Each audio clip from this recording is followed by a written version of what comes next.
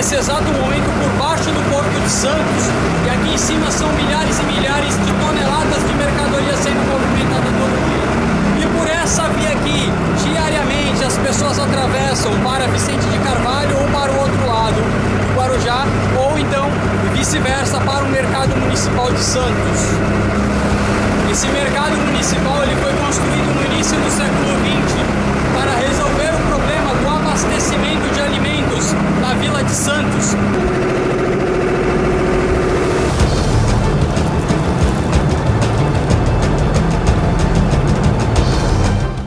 Assim como na entrada do canal da Bertioga, foram erguidas duas fortificações próximas ao outeiro de Santa Catarina, os fortes de Itapema e o forte de Monte Serrat. Pouco se sabe sobre esses fortes, uma vez que o forte de Monte Serrat foi destruído e em seu lugar construído o prédio da alfândega. Itapema, por sua vez, significa em tupi algo mais ou menos próximo de pedra angular. Isso porque o forte foi construído em cima de uma única pedra com formato arredondado. Provavelmente foi construído em meados do século XVI para proteger a Vila de Santos. Com a ajuda do barco, nós conseguimos nos aproximar do Forte do Itapema. A dificuldade para isso se dá por conta de uma área da Marinha. Mas Itapema em tupi significava algo mais ou menos próximo de pedra angular, e dá para ver bem o porquê. Porque ele foi construído em cima dessas pedras e ali também a gente tem uma outra pedra angular. Qual foi a jogada de Brás Cubas aqui? Quando ele transferiu o porto da ponta da praia para o interior, para o outeiro de Santa Catarina, e fundou a Vila de Santos, ele precisava de uma defesa contra os ataques tupinambás, que poderiam vir por dentro do canal da Bertioga, como a gente já viu no Forte São João e no Forte São Felipe, que depois vai se tornar o Forte São Luís, ou então por aqui. É por isso que nós temos então o Forte do Itapema aqui, da Pedra Angular, fazendo fogo cruzado com o Forte do Monte Serrat, que ficava onde hoje está o prédio da alfândega em Santos. A gente tem aqui, na verdade, um forte arredondado. Esse forte arredondado, então, ele poderia fazer a defesa tanto dos ataques tupinambá vindo do canal da Bertioga, como também aqui pelo canal do estuário. Então ele tem essa característica arredondado, e ele foi erguido por volta do de meados do século XVI. Ninguém sabe ao certo quando ele foi construído. O fato é que depois ele passou por várias reformas, inclusive se tornando propriedade da Marinha, e agora ele encontra-se nesse estado. Infelizmente não é possível fazer a visitação a ele, só mesmo chegando de barco aqui como a gente fez agora. Eu estou na frente do prédio da alfândega agora. É um prédio moderno da década de 30 do século 20, começou a ser construído em 1934 e é um prédio que tem uns números interessantes, um grande número de janelas, grades da época. É a alfândega mais importante desta região, cuidando desde o litoral norte até a região do estado do Paraná. Mas o que nos importa agora é que nesta área aqui, em algum lugar desta região, ficava o Forte Monte Serrat. Acontece que o centro de Santos ele foi completamente remodelado quando o porto ganha muita importância com as exportações de café. Então esse passado colonial é muito difícil de ser encontrado aqui. A gente tem poucas construções, como o Outeiro de Santa Catarina, o Museu de Arte Sacra, a Igreja do Valongo, são alguns exemplos do passado colonial, porque todo o resto acabou sendo remodelado quando Santos ganha a importância do café. Vai ser uma nova era na cidade de Santos.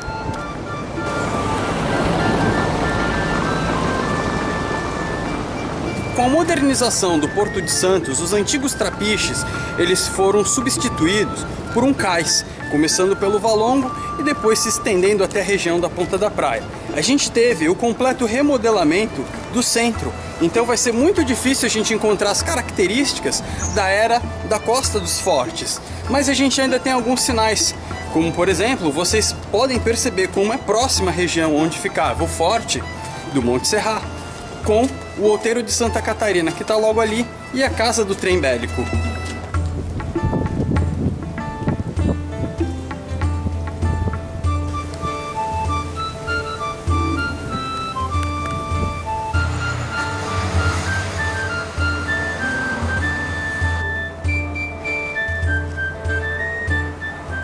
Então aqui nós temos a Casa do Trem Bélico. Ela é uma construção de 1640, do século 17. E nessa época a gente já tem estabelecida toda a formação de defesa da costa dos fortes. Todos os fortes eles já estão em operação, uma vez que anos antes a gente teve vários ataques piratas, então era necessário dar retaguarda para todos esses fortes. Então a Casa do Trem Bélico significa coisas. Na época, trem significava coisas bélicas. Então os armamentos, a pólvora, os canhões, as munições, elas eram armazenadas aqui nesse prédio e depois era redistribuída para os fortes assim que eles necessitavam. E ela foi documentada pela primeira vez no século seguinte, então sua data oficial é do século XVIII, uma construção típica colonial. E ao longo de todos esses períodos, passou por várias restaurações, a última delas em 2009 e está, como a gente pode ver agora. A presença da Casa do Trem Bélico demonstra como o centro administrativo de Santos, ao longo do século XVII, ganhou importância. Tanto é que está muito próximo do outeiro de Santa Catarina. E era daqui, então, que partiam o municiamento aí da Costa dos Fortes. Infelizmente, anos mais tarde, essa importância ela vai se esvaindo e os fortes acabam entrando num momento de declínio, uma vez que o eixo econômico já não estava mais aqui na região.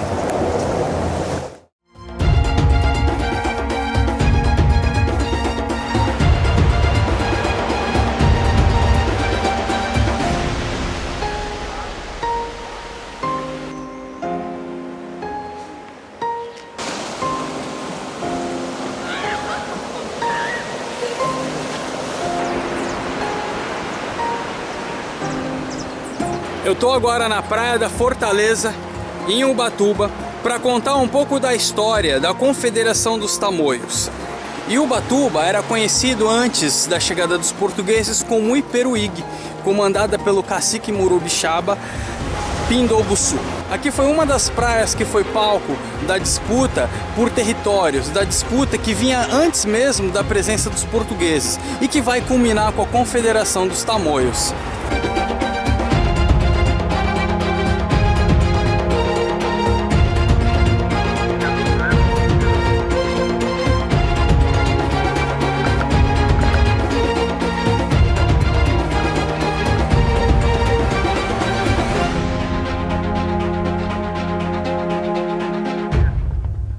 As expedições tupinambás, elas partiam daqui tanto por terra quanto por mar. Os tupinambás, eles eram seminômades. O que isso significava? Que eles estavam fixos, eles ficavam anos no mesmo local e quando a terra se esgotava, eles mudavam de região. Então eles partiam por aqui, tanto por terra, como a gente está fazendo agora, quanto por mar, como a gente pode perceber ao fundo. São águas tranquilas. E como eles eram exímios remadores, eles iam remando, passavam pela Ilha Bela. Depois, é possível que eles fizessem uma parada na Ilha do Montão do Trigo, em Bertioga, e depois eles iam em linha reta para o canal da Bertioga, provavelmente à noite, para passar sorrateiramente pela entrada do canal. É por isso que os tupiniquins fizeram acordo com os portugueses e pediram para eles fortificarem aquela região, o que vai dar origem ao Forte São João. Primeiramente o Forte São Tiago e depois o Forte São João. O senso comum, a mídia, as escolas, de certa maneira, com as festividades do Dia do Índio, trazem uma figura muito pejorativa do índio. Um índio meio infantilizado, meio abobalhado, inclusive aproximando ele a figura do índio norte-americano. Mas a verdade é que esses povos daqui, eles estavam em guerras há milênios, né? E eles estavam muito adaptados às condições de vida aqui dessa região. Então eles eram exímios remadores. Eles saíam daqui do litoral norte ou até mesmo do Rio de Janeiro remando até atacar os tupiniquins em Bertioga. Então essas guerras, elas eram justificadas pelo ato da antropofagia.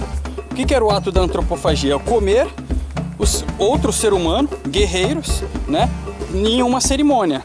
A antropofagia era largamente realizada pelos indígenas do Brasil. Consistia em uma cerimônia ritualística onde o inimigo de guerra permanecia dias, até meses, prisioneiro na aldeia até que a cerimônia fosse realizada, o prisioneiro fosse executado e suas partes divididas entre os membros da tribo para serem comidas. Acreditava-se que a força e a bravura do guerreiro seria absorvida pelos membros da tribo que o capturou. Além disso, analisando as memórias de Hans Staden, é possível perceber uma mistura de sentimento de honra e vingança na captura e antropofagia dos inimigos. Agora é sacanagem o senso comum tratar a história dos povos tupinambás de forma infantilizada, né? Vocês podem imaginar o que é um povo sair remando daqui ou sair do Rio de Janeiro em expedições militares para atacar os tupiniquins lá em Bertioga. E agora a gente vai ver como que os tupinambás eles resistiram até o final, até o último homem contra os portugueses na Confederação dos Tamoios.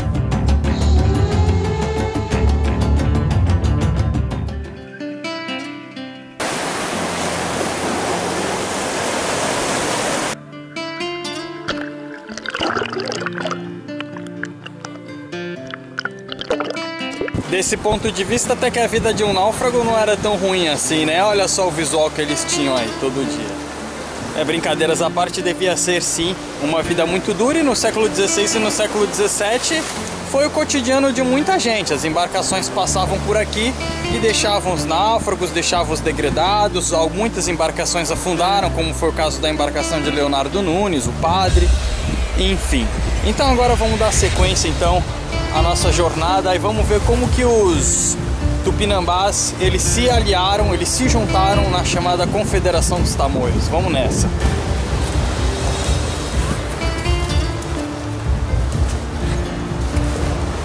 Bom, então quando os portugueses começaram a sua empreitada na produção de açúcar, eles iniciaram os ataques aos aldeamentos do norte para a captura de índios para o trabalho na lavoura de cana-de-açúcar. Em um desses ataques, eles capturaram o líder Morobixaba, Cairuçu, que foi feito escravo num dos canaviais. Então o seu filho Aimberê, ele começa a organizar todas essas populações daqui do norte, os aldeamentos, e forma uma confederação, que ficou conhecido como a Confederação dos Tamoios.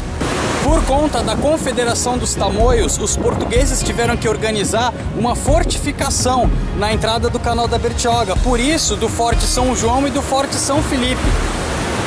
Eu acredito que os tamoios eles estavam tão bem organizados e os seus ataques eles eram tão ferozes que levou a essa preocupação aos portugueses. Caso contrário, a Baía de Santos não seria guarnecida. Em vista da crescente guerra com os portugueses e os tupiniquins, os tupinambás estabeleceram alianças com os franceses, que visitavam o litoral brasileiro com uma frequência cada vez maior. A partir de 1550, a França inicia o projeto França Antártica, com o objetivo de se estabelecer no território e assim facilitar o contato com os tupinambás para trocas comerciais. Essa daqui, na Trilha das Sete Praias, se chama Praia Grande, a maior praia delas, da Trilha das Sete Praias, aqui em Ubatuba. E isso me faz pensar que essa região não era somente cobiçada pelos portugueses. Os franceses também tinham um projeto de se instalar aqui, que ficou conhecido como França Antártica. E eles se instalaram na Baía de Guanabara e começaram a fazer trocas comerciais com os tupinambás. E aí você começa a pensar na complexidade da sociedade, da cultura tupinambá. Claro que os tupinambás perceberam aí uma possibilidade de fazer uma aliança com os franceses em troca de armamento e de equipamentos que eles pudessem fazer frente aos portugueses. Então os tupinambás se prepararam para enfrentar os portugueses na Confederação dos Tamoios. Agora eles tinham armas, eles tinham união e eles estavam atacando os portugueses. Só que eles não contavam com as doenças que os europeus trouxeram. E foi a guerra biológica, as doenças, que vitimou o maior número de índios, enfraquecendo a resistência, enfraquecendo as forças dos tupinambás. Então, em 1556, um fato inusitado vai mudar os rumos da guerra, da Confederação dos Tamoios. Os padres jesuítas José de Anchieta e Padre Manuel da Nóbrega, eles são enviados naquela região para um acordo de paz. Esses padres, eles eram muito hábeis em convencer os índios. Então eles foram lá, não que eles tinham um projeto de paz e amizade, cordialidade. Na verdade, isso fazia parte das intenções da coroa portuguesa de dominação territorial, né? E então a gente conhece esse episódio como Paz de Iperuígue, quando esses padres eles vêm até aqui a região. Então eles acabam ficando sob o domínio de Cunhambebe. O padre Anchieta fica aqui na região. É nesse episódio que o José de Anchieta escreve o poema, o famoso poema A Virgem Maria. Quase 10 anos após o início da Confederação dos Tamoios, em 1562, os padres da Companhia de Jesus foram enviados para o território tupinambá, partindo do Forte São João para tentar selar uma trégua de paz. A essas alturas, os portugueses não estavam conseguindo conter os frequentes ataques tupinambás, que eram executados com ataques furtivos e aprisionamento em tática de guerrilha. Por outro lado, eram anos de luta e doenças. Assim, os padres conseguiram um acordo de paz, onde o padre Anchieta foi feito prisioneiro como garantia, enquanto Cunhambebe foi a São Vicente com o padre Manuel da Nóbrega. Esse acordo ficou conhecido como Pax de Iperuígue. E aí os ataques de Estácio de Sá, eles vão colocando uma pedra final em cima da Confederação dos Tamoios. Um grupo ainda liderado por Aimberê se retira para o Cabo Frio, junto com alguns franceses, mas a França Antártica também já estava fazendo água e os franceses vão embora. E lá em 1575 é travado o último combate entre portugueses e tupinambás. E milhares de pessoas foram mortas, foram massacradas e queimadas enforcadas. E essa região toda aqui, por muito tempo, ela se tornou um grande deserto, depois que os portugueses acabaram definitivamente com a Confederação dos Tamoios.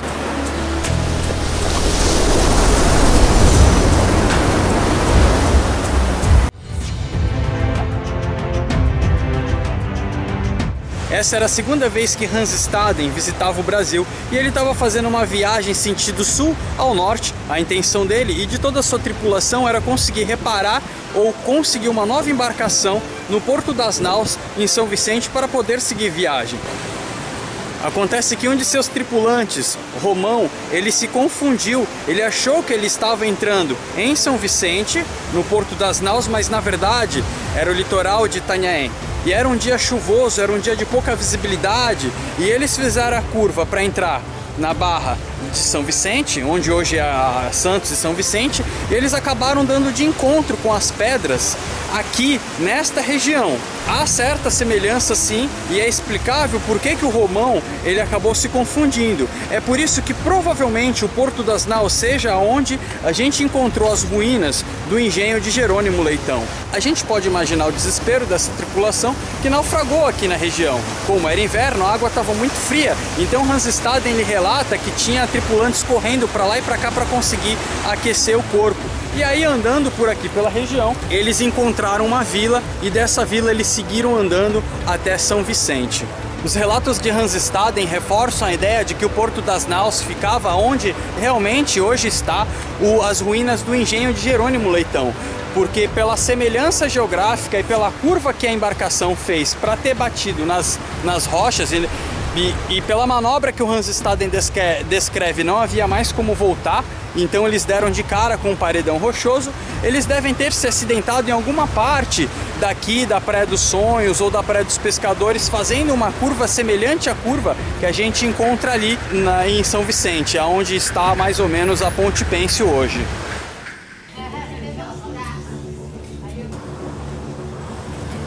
O Hans Staden ele foi um aventureiro que esteve por 2 vezes no Brasil e acabou sendo capturado pelos índios tupinambás.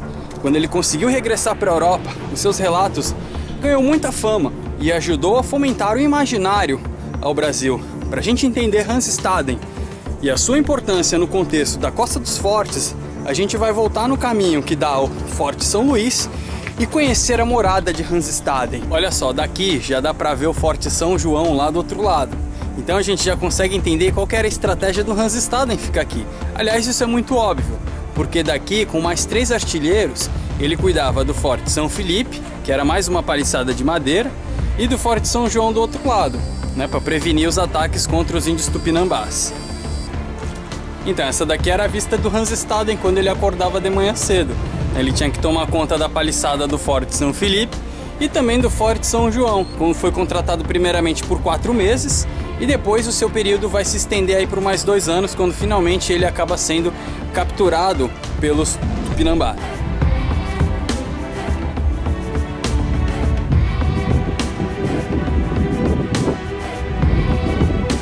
Então Hans Staden, ele foi contratado pela coroa portuguesa para tomar conta de toda essa região aqui.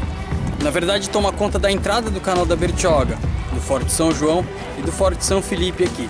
Então a casa-mata do Hans Staden, ela ficava em algum lugar naquele morro ali atrás. Vai ser difícil precisar aonde que ficava essa casa-mata, precisa de mais pesquisas, de mais investigação. Mas, de qualquer maneira, era em algum lugar por aqui, onde hoje a gente tem lugares para camping, alguns restaurantes, um lugar bem agradável para você passar aí um fim de semana com a sua família.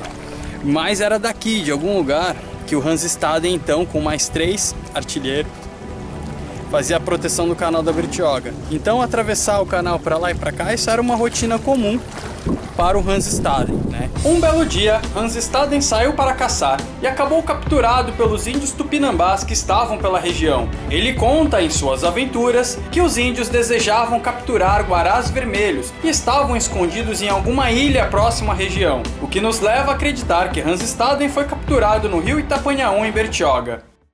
Existem 2 possíveis locais aonde o Hans Staden tenha sido capturado. A Ilha do Guará, que fica mais ou menos próximo da Prainha Preta, ao lado da Prainha Branca, acesso à vila da Prainha Branca, no Guarujá, ou então aqui no rio Itapanhaum. Eu acredito que pela descrição, pela narração de Hans Staden, ele tenha sido capturado aqui no rio. Por quê?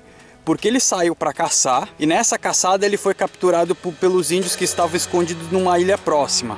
E dessa ilha próxima eles queriam capturar guará vermelho. E aí é que está a diferença. Porque o guará, ele prefere áreas de mangue para se alimentar. E a ilha do Guará, que fica na praia, não é área de mangue, é área de praia, é mar aberto. Então, apesar do nome sugestivo, que me induziu a acreditar que ele tenha sido capturado lá, pela descrição dos relatos do Hans Staden, ele teria sido capturado nessa ilha e dessa ilha os Tupinambá avistaram um grupo de tupiniquins vindo contra eles. Então os Tupinambá pegaram Hans Staden como refém e partiram. E na hora que eles passaram em frente ao forte, eles passaram erguendo Hans Staden, tipo assim, se atirar ele morre, e levaram ele para o litoral norte. Então, se ele teria sido capturado na Ilha do Guará, essa passagem não seria possível porque eles passariam uma distância longe o suficiente para os tiros de arcabuz não acertarem o Hans Staden. Então é aqui, no rio Itapanhaú, que eu acredito que o Hans Staden tenha sido capturado pelos Tupinambá.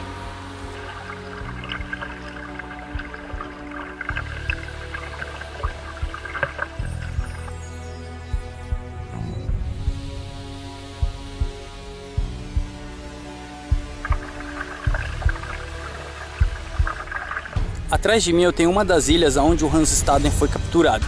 Na verdade ele foi surpreendido pelos Tupinambá em uma ilha mais para baixo e depois os Tupinambás trouxeram ele até aqui porque a intenção dos Tupinambás era também a caça do guará vermelho. As penas do guará vermelho eram muito estimadas para a confecção de ornamentos e esses ornamentos também eram comercializados com os franceses, principalmente utensílios e armamentos. Só que provavelmente foi justamente nessa ilha que os Tupinambá avistaram um ataque tupiniquim, então eles fugiram passando pela frente ali do Forte São João. Pelo menos é isso que dá a entender os escritos de Hans Staden.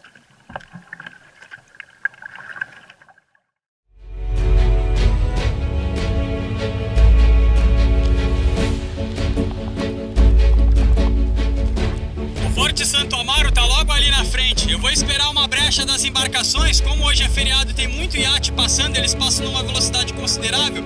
Eu vou esperar o momento certo para atravessar para lá. Lembrando que hoje o mar tá bem mexido, tá bem difícil de remar naquela direção. Eu espero que para voltar eu tenha a ajuda do vento seja bem mais fácil.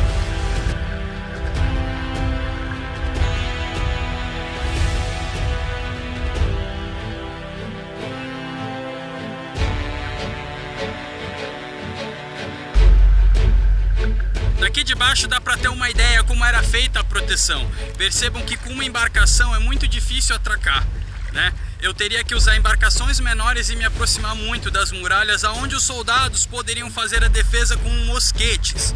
E no caso de embarcação maiores, essa fortaleza aqui, ela foi colocada num lugar estratégico para forçar as embarcações saírem da mira de tiro dela e entrar na mira de tiro no outro forte, onde hoje fica o Museu da Pesca.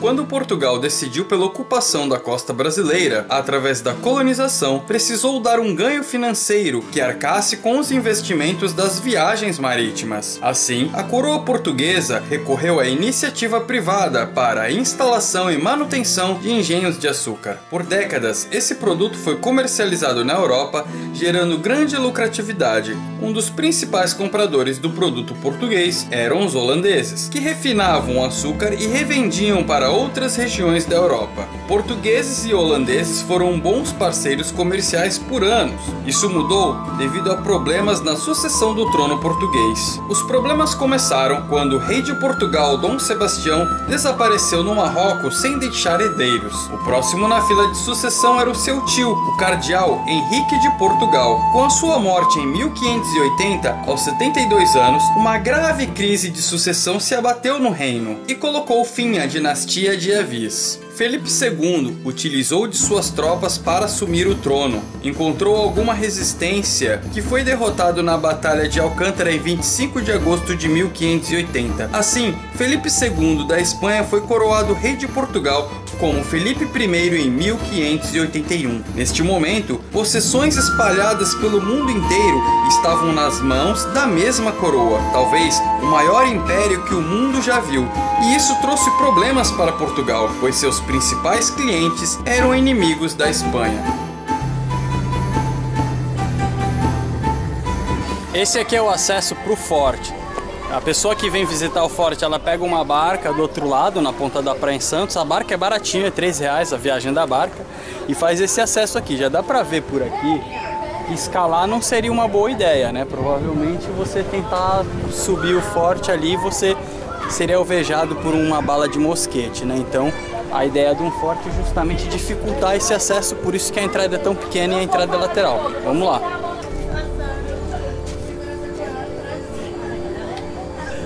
Esses buracos aqui na parede, eles serviam para colocar uma barra de madeira, um caibro, né?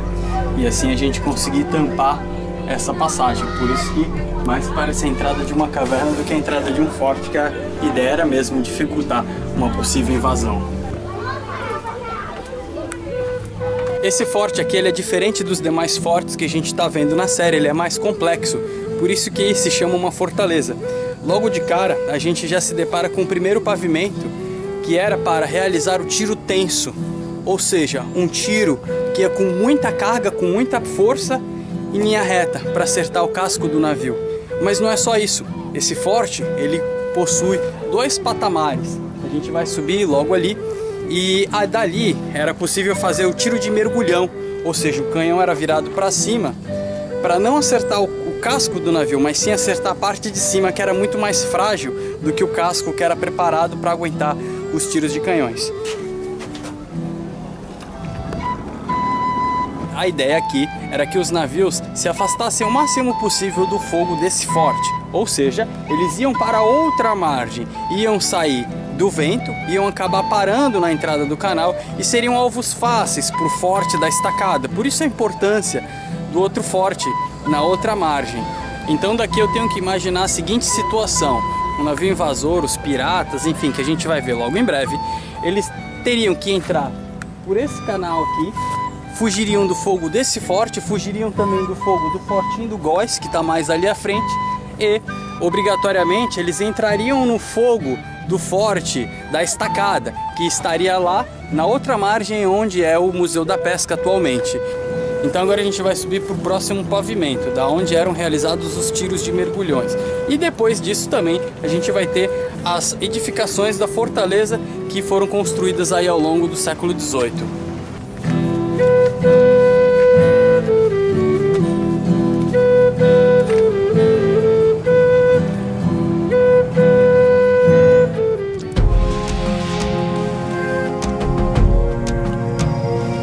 se chama Fortaleza da Barra Grande justamente porque não é só esse forte. Existe o outro fortinho na Praia do Góis, e como são, além deste forte, mais o fortinho em toda essa encosta aqui que também era protegida, então isso aqui era caracterizado como uma fortaleza. Uma fortaleza justamente porque era um complexo defensivo junto com o Forte da Estacada, que ficava na outra margem do canal do Estuário de Santos.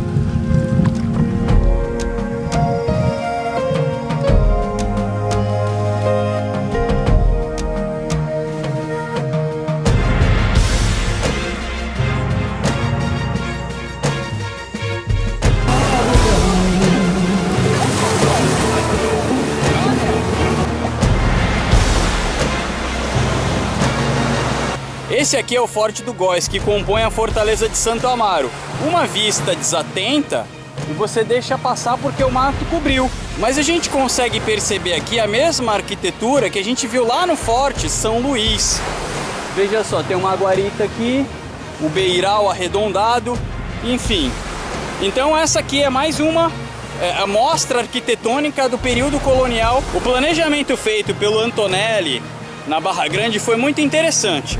Qual que era a ideia? Proteger toda essa costa, daqui do Forte do Góis até o Forte de Santo Amaro, além da muralha nesse trecho que a gente viu, os canhões, para quê? Para forçar as embarcações a atravessarem para o outro lado. E por isso faz todo sentido o Forte da Estacada, onde hoje é o Museu da Pesca, né? Então as embarcações, quando elas despontavam ali no horizonte, elas já ficavam na mira dos canhões. Para fugir desse fogo, ia para onde o vento é bem mais fraco, do outro lado da margem, e ficaria à mercê do fogo do Forte da Estacada.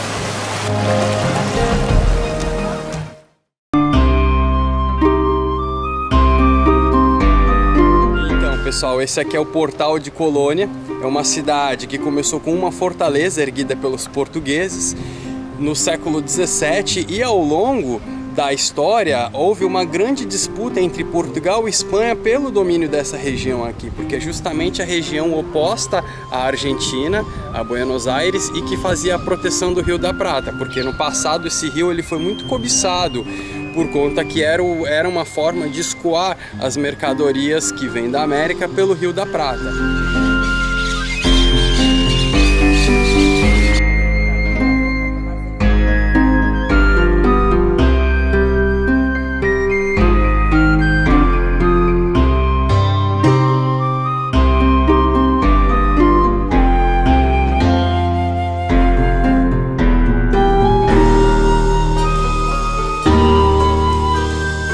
Portal de Colônia é uma verdadeira volta ao tempo, né? Volta ao século XVII. Olha só o padrão colonial.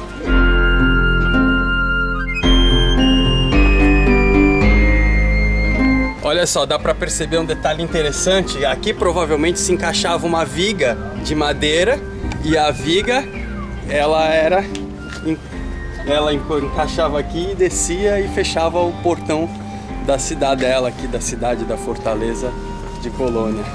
Então, dá uma subidinha aqui para ver o canhão, a parte da defesa da fortaleza. Só que acho que eu subi pelo lado errado. Pera aí que eu vou. O rio faz a curva bem aqui nesse ponto de Colônia. Como vimos anteriormente na série Costa dos Fortes, coube a Martim Afonso trazer o projeto de colonização portuguesa ao Brasil. Recebeu nessa partilha a porção mais ao sul dos domínios portugueses, a capitania de São Vicente. Era desejo da coroa portuguesa se estabelecer no Rio da Prata para a exploração e defesa do interior do continente. Martim Afonso pretendia se instalar na margem esquerda do rio e fixar os domínios portugueses por ali. Porém, sua embarcação naufragou próximo a Cananéia e o plano não foi levado adiante. Foi somente no século seguinte, em 1679, que Portugal retomou o plano de fortificar a margem esquerda do rio e consolidar os domínios na região. Coube ao capitão-mor Dom Manuel Lobo a iniciar o estabelecimento da colônia de Sacramento em 22 de janeiro de 1680. A primeira fortificação era simples, apenas um polígono quadrangular. A ocupação desagradou imediatamente a coroa espanhola, que atacou e dominou a fortificação. No ano seguinte, em 1681, foi devolvida a Portugal pelo Tratado Provincial de Lisboa, desde que não fosse mais erguida nenhuma construção por ali. Colônia do Sacramento, apesar de estar inserida no território uruguaio, pertence na verdade à história da América Portuguesa, onde se insere também a história colonial do Brasil que estamos vendo na série.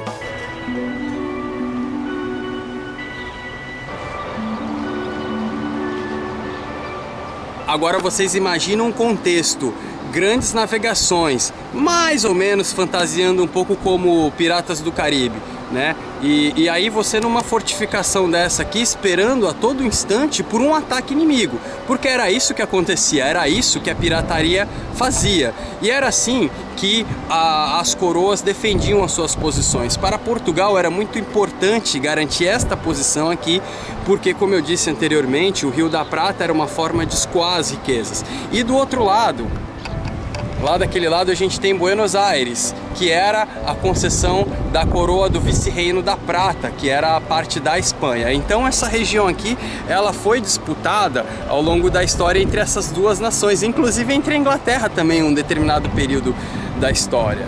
Durante 2 séculos, Portugal e Espanha disputaram a verdadeira localização do Tratado de Tordesilhas. Colônia do Sacramento representa essas disputas, onde a intenção de Portugal era estabelecer seus domínios até a margem do Prá. Até a virada do século XVII, o local foi um importante entreposto de comercialização entre as possessões de Portugal e Espanha. Por que exatamente aqui nesse local? Se vocês pegarem a geografia, vocês vão perceber que há uma curva, uma ponta, digamos assim. Então é um local estratégico, é um local por onde necessariamente as embarcações precisariam passar, né? Então Portugal não escolheu à toa este local, essa região aqui, esse local ele escolheu sim aonde faz uma curva, digamos assim, onde o Rio da Prata faz uma certa curva para o interior. No passado, toda essa região aqui deveria ter muralhas mais altas, acompanhando aquela muralha de lá, porque eles não iam proteger só aquela face, eles iam proteger essa aqui também.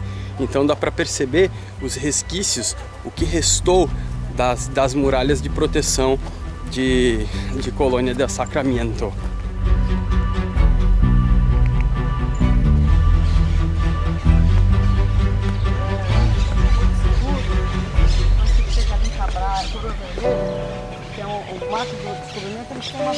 Cara, esse canhão deve ter história, hein? Olha só.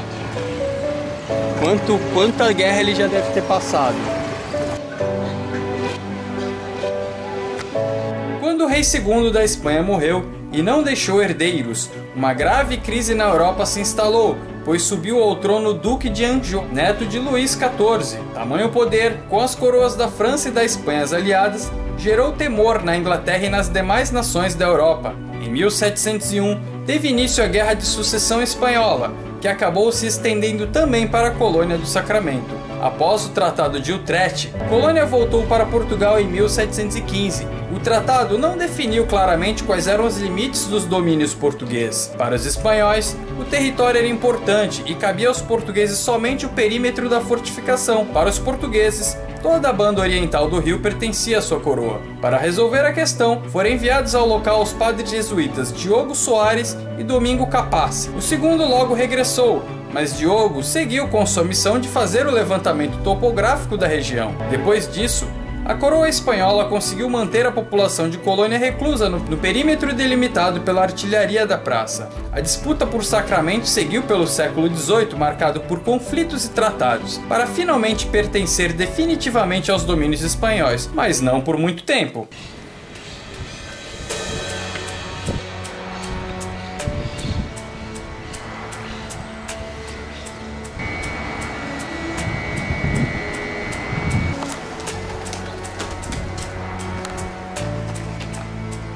O legal de vir para esses lugares aqui é que você, observando a arquitetura e como está tudo muito preservado, você consegue imaginar como era o cotidiano na época e também entender um pouco do nosso próprio passado, porque aqui, como aqui é uma colônia portuguesa, o mesmo padrão, a mesma arquitetura, as mesmas construções também foi utilizada no Brasil, né? Em cidades como, por exemplo, Santos.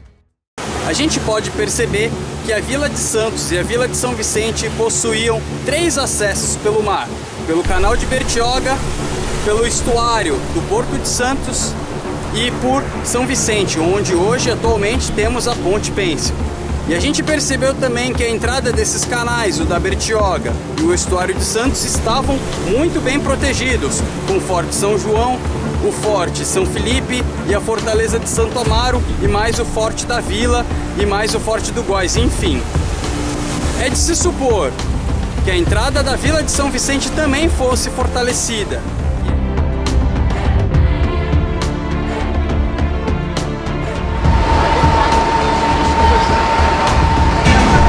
No Centro de Memória de Educação de Praia Grande existe um exemplar do trabalho de Benedito Calixto chamado Capitanias Paulistas, que foi publicado em 1927, e nesse trabalho existem os mapas bem interessantes aqui da região que vai nos ajudar a compreender um pouco melhor a capitania e a Vila de São Vicente. O livro publicado por Benedito Calixto contém uma coleção interessante de mapas da região. Há um mapa de meados do século XIX e outro de 1922, com detalhes de São Vicente, onde era possível localização da Fortalezinha e também da vila antes da destruição da Ressaca, que teria ocorrido ainda no século XVI.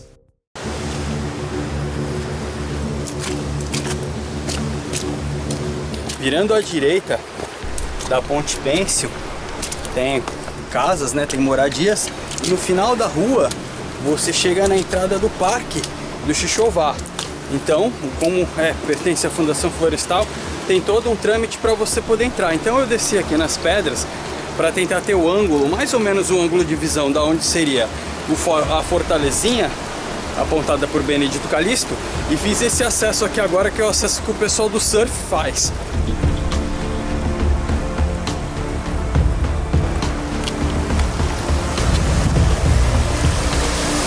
Assim que eu chego aqui, já dá para perceber claramente que aqui seria um ponto ideal para a fortificação. Então o mapa de Benedito Calixto ele faz muito sentido, porque se eu tivesse um canhão em algum lugar aqui, ou uma fortificação, algum tipo de fortificação, eu consigo fazer um tiro cruzado, por exemplo, se eu tivesse um canhão lá na Ilha Pochá, que no mapa do Benedito Calixto aparece como Ilha do Sol. Agora eu vou tentar subir naquela rocha ali para ter uma visão mais clara de onde seria essa tal Fortalezinha, mas ela é nesse perímetro aqui, num perímetro de no máximo uns 100 metros, porque eu estou justamente no pontal onde eu consigo fazer um tiro frontal contra uma possível embarcação que invadisse por esse lado aqui para pegar o engenho do Jerônimo Leitão. Então daria para eu ter, por exemplo, um caminho daqui, dessa Fortalezinha até o Jerônimo Leitão, ou mesmo por cima do morro, onde eu conseguiria instalar um observatório, algum panótipo, como por exemplo na Pedra do Espia em Itanhaém.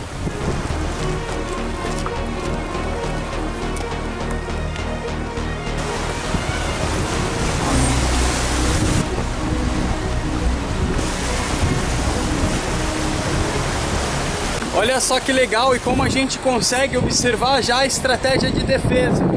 Olha só, a Baía de Santos, e daqui eu já tenho vista da Fortaleza de Santo Amaro. As embarcações que virassem para lá, elas teriam problemas porque iam dar de frente com a Fortaleza de Santo Amaro e também com o atual Museu da Pesca, onde era outra fortaleza que fazia o tiro cruzado. E caso eles viessem para cá, apesar de hoje a gente ter uma profundidade rasa com baixo calado, é possível que naquela época as embarcações entrassem sim, porque tem outros mapas do século XVII e do século XVIII que a gente pode ver desenhos indicando que as embarcações passavam por aqui. Então faz todo sentido a instalação de uma fortalezinha aqui nessa região, que eu poderia guarnecer ela junto com o engenho do Jerônimo Leitão. Eu não tenho nenhuma prova documental, nem arquitetônica, mas eu suponho que seria bem provável que houvessem peças de artilharias também na Ilha do Sol, atual Ilha Pochá, porque veja a posição dela, ela faria tiro cruzado com essa posição aqui, caso houvesse sim uma fortalezinha aqui. Então eu suponho que seja bem provável que sim, existiam peças de artilharia, 2 ou 3 peças lá nessa ilha para fazer o tiro cruzado aqui com essa ponta, pela sua geografia e pela forma que as fortalezas daqui da Costa dos Fortes elas foram posicionadas nas outras regiões também. Eu estou exatamente no lugar onde o mapa do Benedito Calixto aponta. Não seria de se estranhar que se eu fizesse uma pesquisa arqueológica aqui em cima eu encontrasse vestígios do século XVI, XVII e XVIII aqui em cima. Mas, como hoje se trata de um parque ecológico, é praticamente inviável uma pesquisa dessa. Mas, de qualquer maneira, o mapa do Benedito Calixto mostra que aqui haveria uma fortalezinha que faz todo o sentido se a gente analisar como os outros fortes eles foram dispostos. Aqui também deveria haver uma fortificação, fazendo tiro cruzado com a Ilha do Sol, que é a atual Ilha Pochá. Legal, né, cara? E essa fortalezinha ela passa despercebida no roteiro turístico das fortalezas que a gente tem aqui na região. Eu tô pensando aqui comigo e meus botões sobre essa primeira vila de São Vicente que foi destruída pelo maremoto e que, segundo Benedito Calixto, ficava logo ali atrás, do outro lado dessa entrada aqui desse canal. E aí eu tô pensando se essa seria realmente a posição dessa vila. A gente tem que supor que ela estaria próxima a um ponto de água. Então, eu vejo os morros ali. Ela então estaria naquela direção, próxima ao mar, mas também bem na direção do morro da Asa Delta, porque dali provavelmente há pontos de captação de água. E aí, com esse maremoto em 1541, a vila, uma vez destruída, ela vai mudar próximo da onde hoje a gente tem a Biquinha, que sim, é um ponto histórico na vila de São Vicente, e a gente está indo para lá agora.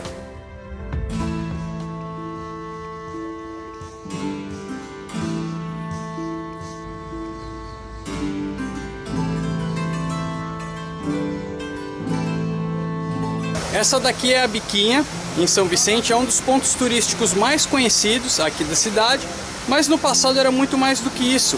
De fato, aqui representava um ponto de captação de água, e a gente sabe que sem um ponto de captação de água a vila não prospera.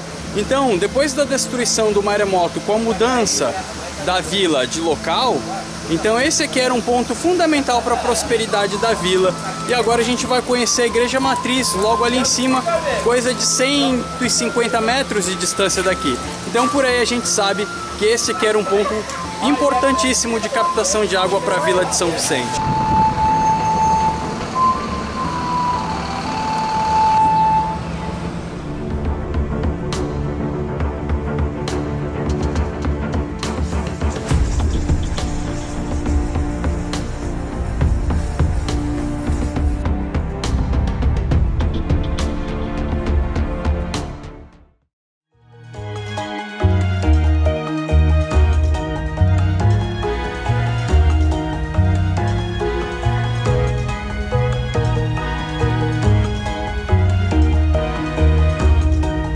Você que pensou que a pirataria acontecia somente nos mares do Caribe, você está muito enganado, porque o litoral brasileiro também foi marcado pela presença de piratas e corsários. E aqui na Costa dos Fortes, a presença marcante começou com Edward Fenton, que desejava seguir os ventos de Francis Drake, que conseguiu circunnavegar o globo passando pelo Estreito de Magalhães. Então Fenton veio até aqui, até Santos e São Vicente, porque daqui ele pretendia se preparar para uma circunnavegação ao globo, passando pelo sul, passando pelo Estreito de Magalhães. Vamos conferir essa história. Os anos da União Ibérica foram marcados pela presença de corsários na capitania de São Vicente. O primeiro deles foi Edward Fenton. Fenton pretendia seguir os ventos de Francis Drake, que anos antes havia passado pelo Estreito de Magalhães circunnavegando o globo. A intenção de Fenton era chegar ao Oceano Pacífico pelo mesmo caminho, porém havia uma armada espanhola em busca de Drake, por isso decidiu voltar à Vila de Santos. para começar contando essa história, eu tô aqui na entrada do canal que daria acesso à Vila de São Vicente, próximo à Ilha Porchar. A gente viu essa história no episódio anterior da Fortalezinha de São Vicente, e daqui a intenção então é falar da história de pelo menos 3 corsários que ficaram muito conhecidos aqui na história da Costa dos Fortes: Fenton, Thomas Cavendish e também o navegador holandês Spielberg. Fenton chegou disfarçado em Santos com 3 galeões, Talbot, Edward Bonaventure e Lancaster, no dia 16 de dezembro de 1583. Fenton e sua tripulação ficou ancorado próximo à Vila de Santos, na entrada do canal do estuário. Os produtores de cana da região, como por exemplo João Leitão, José Adorno, entre outros, eles chegaram a subir a bordo das embarcações de Fenton e permitiram que a armada ficasse ali para a realização de reparos. Vocês se lembram do comandante Diego Flores Valdez? Pois é, ele estava em busca de piratas e corsários aqui na costa. E aí, quando ele soube da presença de Fenton em Santos, ele mandou Andrés Higuino navegar para cá e chegar de surpresa, derrubando o disfarce de Fenton. O combate foi terrível, logo ali na entrada do canal do estuário. Então vocês podem imaginar o combate, aquela coisa cinematográfica, e finalmente uma das embarcações de Fenton acabou afundando, acabou naufragando. E juntos uma embarcação também espanhola acabou naufragando. E por isso o arquiteto Antonelli acabou aqui nessa região e foi designado para fortalecer a entrada do canal do estuário lá com a fortaleza de Santo Amaro, que a gente já viu aqui. Alguns anos depois de Fenton, em 1591, chegava por aqui Thomas Cavendish. Cavendish era um nobre que herdara uma fortuna do pai. Antes de vir para o Brasil, participou de uma missão de colonização na Virgínia e na Carolina do Norte. Essa viagem, apesar de o deixar ainda mais endividado, lhe rendeu muitos contatos para preparar uma nova viagem com a pretensão de saques e pilhagens circunnavegando o globo. Sua intenção era seguir as rotas de Francis Drake e estabelecer domínios ingleses na Ásia. A coroa inglesa estava determinada em desmantelar o poderio da Espanha. Assim, Cavendish obteve a Carta de Corso, ou seja, a permissão para atacar e pilhar embarcações e domínios espanhóis. E assim partiu para sua viagem de circunnavegação. Ele regressou rico desta viagem, mas com a mesma velocidade que enriqueceu, perdeu a sua fortuna. Então, era hora de partir para uma nova aventura. Às próprias custas, Cavendish armou uma nova frota, o galeão Lancaster, sob o seu comando, o Rebock com o capitão John Cock, Desire, comandado por John Davis, e também com o Black Pinnace. A tripulação de Cavendish era formada em sua maioria por nobres com dificuldades, ao invés de marinheiros. Para isso, era preciso apenas saber manusear um mosquete, ou seja, ser um mosqueter ou um mosqueteiro. Bom, para atacar a Vila de Santos, então Cavendish ficou lá na Ilha Bela, naquela região por ali que a gente já viu no episódio da guerra contra os Tupinambás. A gente sabe que aquela região ali, ela estava deserta, então era um ponto interessante de esconderijo para os corsários e para os piratas. Ele fica ali, águas tranquilas, curvas onde eles poderiam se esconder, praias onde eles poderiam pescar, arrumar suas embarcações, e rapidamente então eles atacaram. Eu suponho, mas eu ainda não tenho prova disso, que eles tenham entrado pelo canal da Bertioga. Agora fica a questão, cara, por que eles conseguiram entrar tão facilmente aqui na região, sendo que era toda fortificada?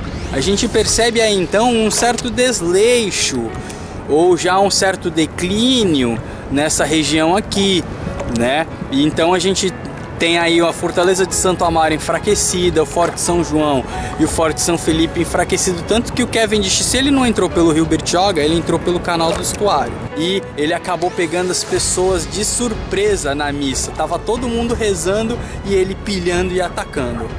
Chegando aqui, a ideia era dominar a Vila de Santos para dispor de um ponto estratégico de abastecimento para partir para a China. E alguns anos após a construção do Forte de Santo Amaro, não era difícil conquistar a Vila de Santos. O Cavendish ficou hospedado no colégio jesuíta e ele ficou muito tempo em Santos e São Vicente, e isso comprometeu a sua viagem e foi também o que levou à sua morte. Duas questões aí nos intrigam. Primeiro, por que Cavendish ficou tanto tempo na ilha de São Vicente?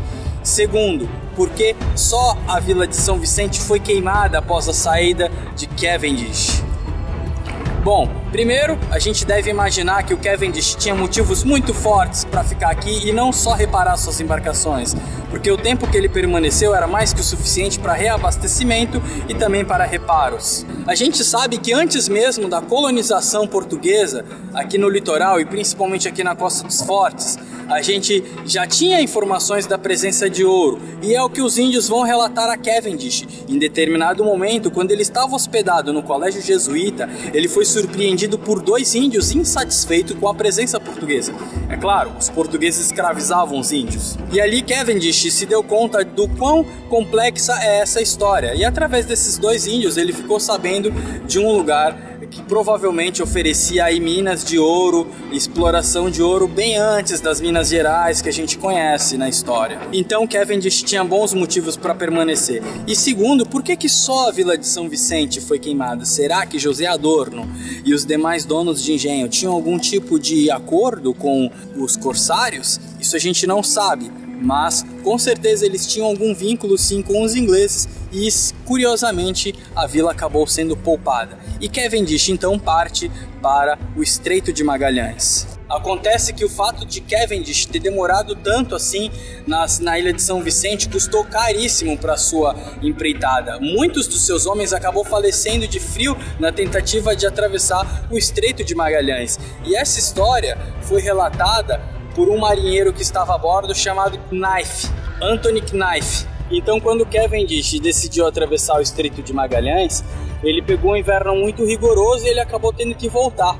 Inclusive, os padres sabiam que uma hora ele iria voltar, e ele realmente voltou. A sua frota acabou se separando, ele entra na Vila de Santos novamente sozinho, e só que dessa vez a população de Santos ela estava preparada para isso e eles se refugiaram em parte nos sertões, na parte mais afastada da vila. E depois eles contra-atacaram. Sem sucesso, então Cavendish parte para a Ilha Grande, onde aconteceu a mesma coisa. E aí, por fim, o que provavelmente Cavendish tenha vindo a falecer aí no litoral do Recife.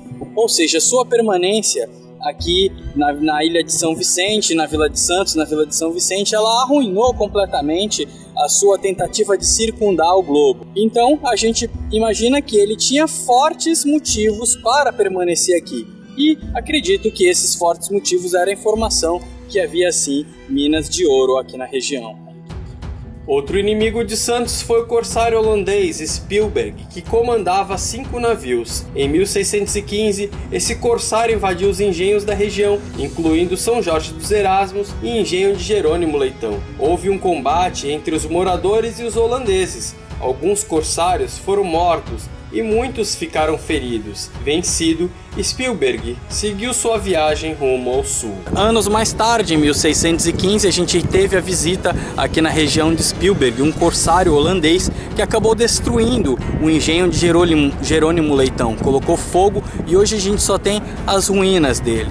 Então isso mostra como que a região aqui ela foi cobiçada, em parte pela sua produção de açúcar e também por questões estratégicas, uma vez que era um ponto de fácil domínio, porque as suas defesas elas estavam enfraquecidas, e um ponto onde essas embarcações poderiam se reestruturar, se reabastecer para fazer a travessia do Estreito de Magalhães e seguir pela Ásia. Então aí está as ruínas de Jerônimo Leitão, mais uma vez, que acabou sendo incendiada pelo corsário Spilberg.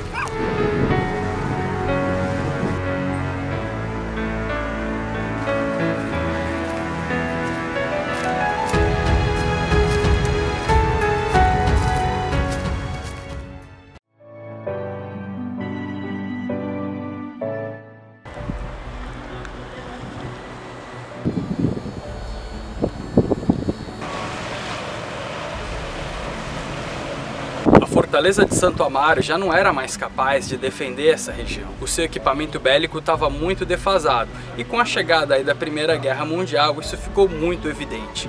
Então, para fortalecer e proteger o Porto de Santos, que estava se modernizando no final do século XIX e início do século XX, teve início um processo de modernização desses fortes, com a construção da Fortaleza de Itaipu e também com o Forte dos Andradas. Quando a cultura do café começou a se expandir pelo Vale do Paraíba, era preciso encontrar uma forma rápida de escoar o produto. Cada vez que as plantações se aproximavam do Planalto Paulistano, mais difícil era o escoamento pelo Rio de Janeiro. Foi nesse contexto que temos a modernização do Porto de Santos na segunda metade do século XIX. Os antigos fortes já não eram mais capazes de promover a defesa, agora do principal produto comercializado no Brasil. O projeto inicial para a modernização da defesa da entrada do Canal do Estuário era complexo e demandava muito dinheiro. Estava prevista a construção de uma fortaleza em Praia Grande, a Fortaleza do Itaipu, um forte bem no centro da entrada do canal e também a presença do Forte dos Andradas no Guarujá. Os projetos foram iniciados no final do século XIX e início do século XX, mas nunca foram concluídos. Além do alto custo para a instalação dos pontos fortificados, a tecnologia bélica estava avançando em uma velocidade assustadora, ao ponto que na Segunda Guerra Mundial ficou constatado que não fazia mais sentido manter uma posição fixa como um forte, pois seria alvo fácil para um bombardeio. Daqui da Fortaleza de Santo Amaro a gente consegue ter uma boa ideia porque seria interessante a construção da Fortaleza do Itaipu e do Forte dos Andradas. Porque a gente percebe a entrada do canal do Porto de Santos, a entrada do canal do estuário. Então a Fortaleza de Itaipu numa ponta e o Forte dos Andradas na outra, e o projeto ainda previa de forma ousada a construção de um forte bem no meio do canal, o que seria caríssimo para o projeto e que nunca foi levado a cabo. Localizado em Praia Grande, os projetos para a construção da Fortaleza de Itaipu iniciaram-se em 1896. No início do século XX, foram instaladas as primeiras baterias de defesa, seguida com a conclusão do Forte Duque de Caxias em 1918 e do Forte Jurubatuba no ano seguinte.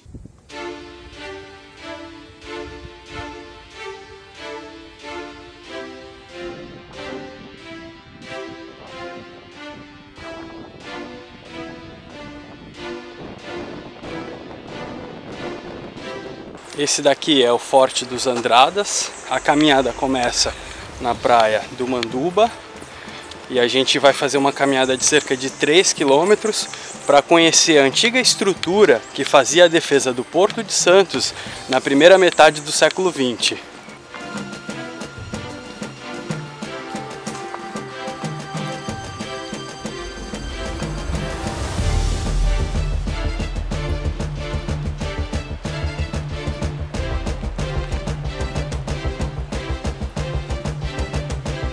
Dessa paisagem aqui a gente consegue ter uma boa noção qual era a função estratégica desse forte aqui. Porque com a chegada do Porto de Santos, com o advento do café, com a construção dos primeiros piers, era necessário fazer a proteção desse porto. Então foi pensado na Fortaleza do Itaipu, lá do lado de Praia Grande, que a gente consegue ver daqui. Não sei se a câmera será capaz de captar, mas a gente está vendo os prédios lá de Praia Grande. A entrada do Porto de Santos, onde estava previsto também um forte ali bem no meio da entrada do Porto de Santos, mas por falta de verba esse projeto não foi levado a cabo. E do lado de cá, do lado do Guarujá, a gente tem então o Forte dos Andradas. Então por aqui a gente tem uma boa ideia de qual era a estratégia para fazer a entrada do canal do estuário do Porto de Santos, que é logo fazendo essa curvinha aqui. E aqui também a gente consegue ver a Ilha do Gorila, que tem a pedra ali que é a característica, e ao lado a gente tem a Ilha do Careca. No Guarujá, os projetos do Forte dos Andradas datam de 1934, mas as obras foram iniciadas em 1938, sendo inaugurado em 1942. Suas instalações são bem peculiares no contexto da Segunda Guerra Mundial e vale a pena conferir mais de perto.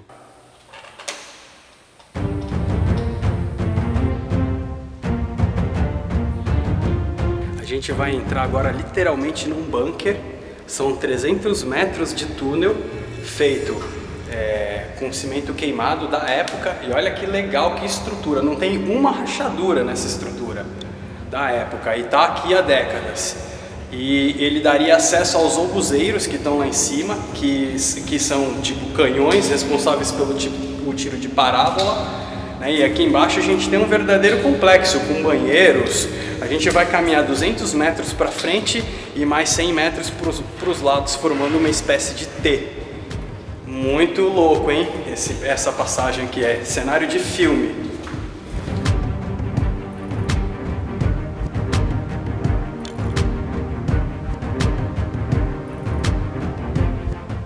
Tudo aqui nesse complexo é da época. O banheiro, as pias, até o encanamento, a forma de descarga, menos as divisórias. E como é um túnel, né, a gente está embaixo da terra, literalmente, ele tem essas canaletas no chão aqui que serviam como uma espécie de drenagem quando estava muito calor e quando as paredes suavam.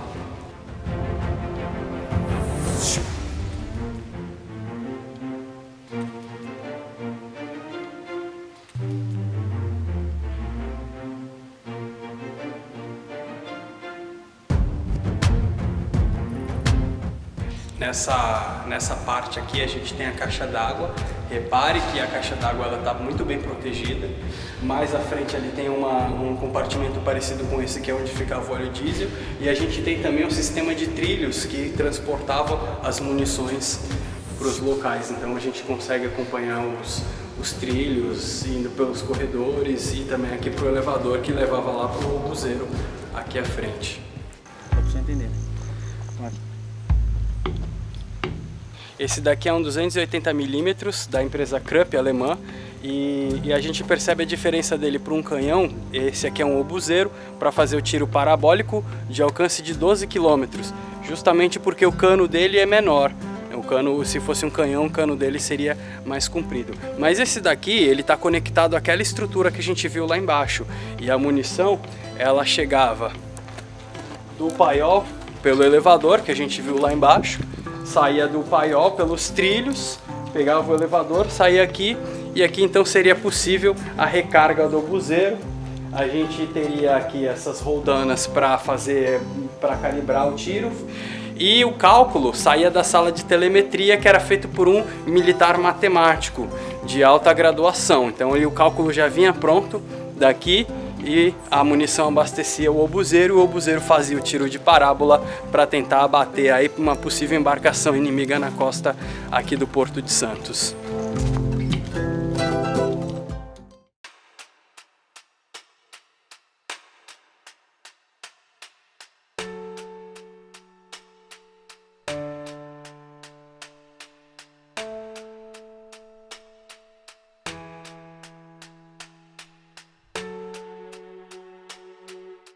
Uma coisa interessante de se notar é que essa região aqui inaugura os fortes da história colonial portuguesa, aí com a indústria açucareira, com o engenho dos Erasmos, o Forte São João, e também ela encerra um ciclo de fortalezas e de posições fixas com a chegada do café. Ela abre e encerra a história dos fortes na região da Baixada Santista.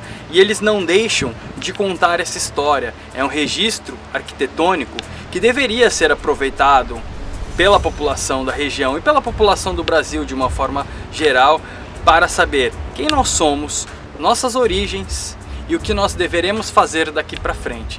Esse é o papel da história: dizer ao ser humano quem ele é e o que ele pode e o que ele deve fazer.